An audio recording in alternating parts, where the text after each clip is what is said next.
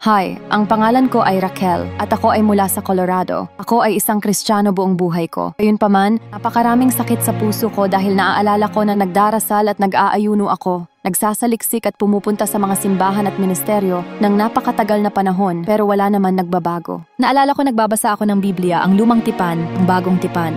Ang Lumang Tipan ay talagang may kabuluhan sa akin. Nakakakonekta ako dito. Pero ang Bagong Tipan ay tila hindi nagkakasundo para sa akin dahil sinasabi nitong ang Diyos ay di nagbabago kahapon, ngayon, at magpakailanman. Ngunit literal na bugbog kami ng aking pamilya. Mayroon akong 3 anak. At sa mabilis na paglipas ng panahon, mahal ko ang Diyos noon pa man, hindi ako sumuko at alam kong may higit pa at ako'y nag-aalab para tuklasin ito. Noong Pebrero, natagpuan ko ang 5F at agad kong narinig si Apostol na inanunsyo ang Flourish Conference sa LA. Nagustuhan ko ang mga narinig ko sa service. Ito ang kauna-unahang napanood ko nang ianunsyo niya ito at pumunta ako. At gusto ko lang sabihin na ang kapangyarihan ng Diyos ay napakalakas doon sa Flourish LA. At ang taong ito, ang pinakamakapangyarihan, kamanghamanghang taon ko, at ako ay Kristiyano buong buhay ko, tulad ng sinabi ko. Pero pinahirapan ako ng karamdaman, ng kawalan ng pera, at kawalan ng pag-usad. Dumaan ako sa mga paulit-ulit na siklo kung saan pakiramdam ko magkakaroon ako ng tagumpay, pero hindi matutuloy. Parang paikot-ikot lang ako sa bundok. At ngayong taon, sobra ang aking galak, tulad sa pinansyal, at bawat aspeto ng buhay ko, wala akong kakulangan. Ang mga anak ko ay walang kakulangan, at ako'y isang solong ina, matagal na akong solong ina.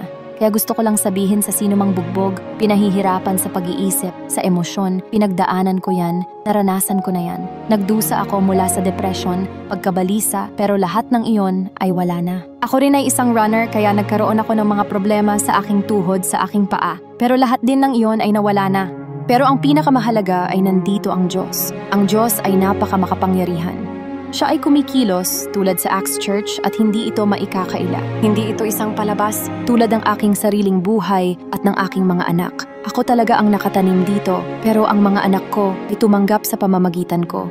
Kaya gusto ko lang sabihin sa sino mang nakakaramdam ng mga nagpapahirap na kaisipan, pagkondena, paulit-ulit na mga pangyayari ng kalungkutan, hindi paggalaw, hindi pag-usad sa buhay. Pumunta kayo at tumanggap dito. Babaguhin nito ang buong buhay niyo ngayon. Katatapos lang ng Arise and Shine. Ito ay 1,000 beses na mas maganda. Kung maaari pang maging mas maganda pa. Pero talagang ganun nga. Pumunta ako sa LA, pumunta ako sa Revival is Now Chicago, pumunta ako sa isa pa sa Dallas, at pumunta rin ako sa New York. Kaya lahat ng flourish.